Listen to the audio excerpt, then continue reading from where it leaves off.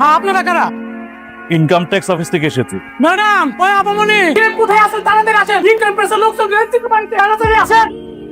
আপনারা সারা বাড়িটা তল্লাশি করুন যান। আচ্ছা, উনি এখানে কি করছেন? উনি আমার হাজবেন্ড। কেন, কি হয়েছে?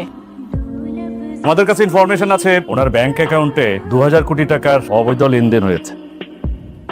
হোয়াট? 2000 কোটি টাকা? তাও আবার ওর অ্যাকাউন্টে? কি আজব কথাবার্তা। আমার হাজবেন্ড একজন সাধারণ ঘর জামাই, আর তার চেয়েও বড় কথা ওই বাড়ির কাজের লোক। ওর পকেটে তো 20টা টাকা থাকে না সিঙ্গারা কিনে খাওয়ার, আর ওর অ্যাকাউন্টে থাকবে 2000 কোটি টাকা। ম্যাডাম, সত্য ঠিক ততটুকু নয় যতটুকু চোখে দেখা যায়। মিস্টার মতিন সাহেব, জি স্যার, ম্যাডামকে ব্যাংক স্টেটমেন্ট একটু দেখান। 2000 কোটি টাকার স্টেটমেন্ট? এটা কি আসলেই ওর অ্যাকাউন্ট? আরে এত টাকা তো আমি আমার স্বপ্ন কখনো একসাথে দেখি নাই স্যার। আপনার মনে হয় কোনো জায়গায় ভুল হইতেছে। মিস্টার গোলাপ, ক্রিমিনাল যখন ক্রাইম করে আর ক্রাইম করার পর ধরা পড়ে তখন এভাবেই কথা। প্রথমবারের মতো তার ঘুম ভাঙে আর তার ক্রাইমকে স্বপ্নের মতো মনে হয়। আপনি দুবাই থেকে অবৈধভাবে গোল্ডের বিজনেস করবে, 1000 কোটি টাকা আপনার ব্যাংক অ্যাকাউন্টে লেনদেন হবে অবৈধভাবে। আপনি ভাবছেন আপনি ঘোরাচর বাইরে থেকে যাবে? আপনি ফেসে গেছেন মিস্টার গোলাপ। Sir, 1 minute sir. আসেন না স্যার, আসেন না স্যার, প্লিজ। স্যার ওনাকে আমি চিনতে পেরেছি স্যার। এই শহরের নাম করা লোক শেহজাদ চৌধুরী। স্যার ওনার বিরুদ্ধে এভাবে চার্জ করা কি ঠিক হচ্ছে?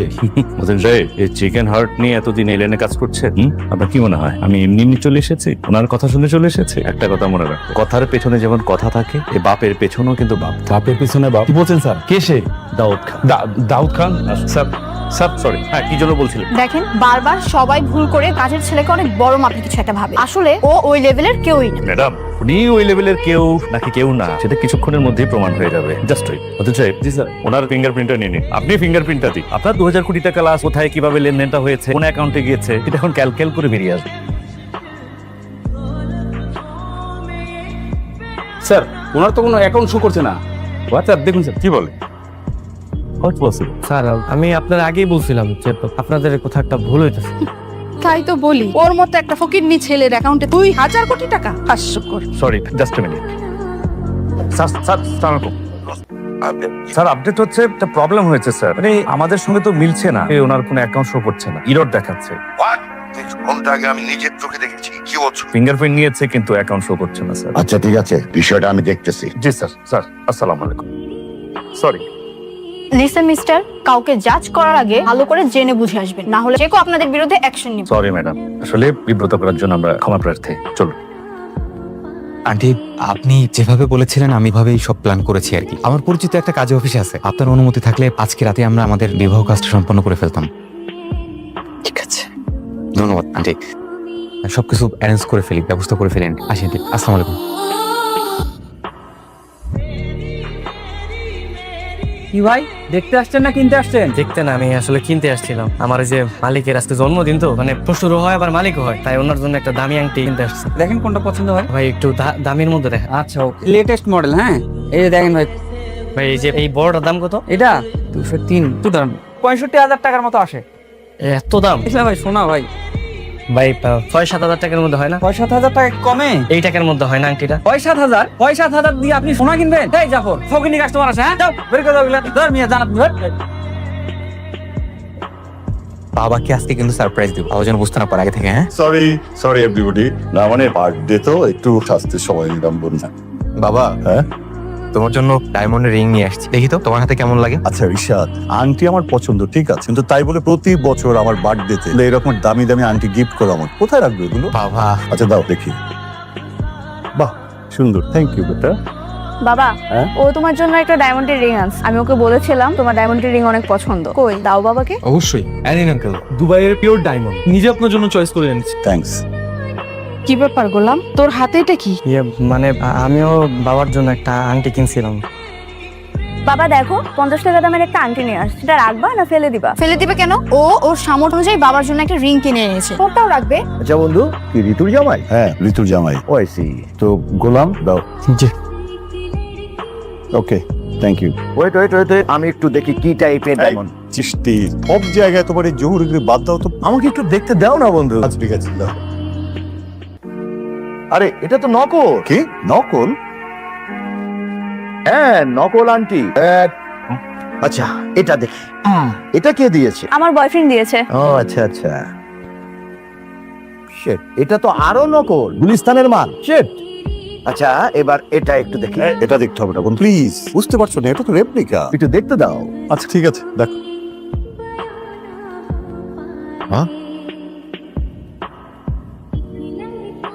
বন্ধু এই তো অরিজিনাল। কি? আরে হ্যাঁ, এটা অরিজিনাল। এটা হচ্ছে লিটিয়ার ডায়মন্ড। আরে এটা দুবাইয়ের জনপ্রিয় দামি ডায়মন্ড। অসম্ভব, এটা হতেই পারে না, আপনি একটা ভুয়া জহরি। কি? এই ছেলে, তুমি আমাকে ডায়মন্ড চিনাচ্ছ? হ্যাঁ, এটা যদি অরিজিনাল না হয় আমার কান কেটে কুকুর দিয়ে খাওয়াবো। কিস্তি দাও আমার কাছে তো। নাও। কিন্তু গোলাম, তুমি এই আংটি কোথায় পেলে? মানে আমি তো ওই যে ফুটপাতের একটা ফেরিয়ালার থেকে কিনছিলাম আর কি। বাবাজি, আপনার কি মন খারাপ? হ্যাঁ, মনটা একটু খারাপ। ও, তা কইতেছিলাম যে আপনি যদি একটা আংটি কিনতেন, দেখেন অনেক ভালো ভালো আংটি আছে, পছন্দ হইতে পারে। এটার দাম কত? এটা বেশি তো 300 টাকা, আপনি 200 টাকা দেন। 200 টাকা? এই নেন, এটা আমার দেন। হ্যাঁ, এই যে আপনার আংটি, এই যে ভিতরে আছে। ঠিক আছে, আসি। হ্যাঁ, তাই তো বলি, তান্ত্রিকার গলায় মুক্তোর মালা। বাবা দেখো, এটা হয়তো বা চূড়ায় আংটি। হ্যাঁ ঠিক, এটা একটা চোরাই আংটি। দিন বাবা। তোমার কাছে রাখতে হবে। এই আংটি আমার কাছেই থাকবে, আলমারিতে না, আমার হাতে। মা, পরিয়ে দে তো। বাবা বাহ বন্ধু, একদম পিওর জিনিস পেয়েছি। গোলাম, থ্যাংক ইউ। সাদ, বাবা আমার একটা আর্জেন্ট কাজ আছে বাবা, আমি একটু বের হচ্ছি। কই আপনাদের পাত্র কই? এতক্ষণ চলে আসার কথা। পিচ্চি মেয়েটা কে? ও আমার মেয়ে, আর বিয়ের পাত্রী কে? বিয়ের বাচ্চা রয়েছে। এই মেয়েকে নিয়ে এসেছেন কাজী অফিসে বিয়ে করতে? তুমি এত দেরি করলে কেন? অ্যাকচুয়ালি আজকে আমাদের বাসায় আর কি আমার বাবার বার্থডে ছিল, ওরা আসতে একটু লেট হয়ে গেল। সরি। হ্যাঁ আপনার বাবার নাম কি?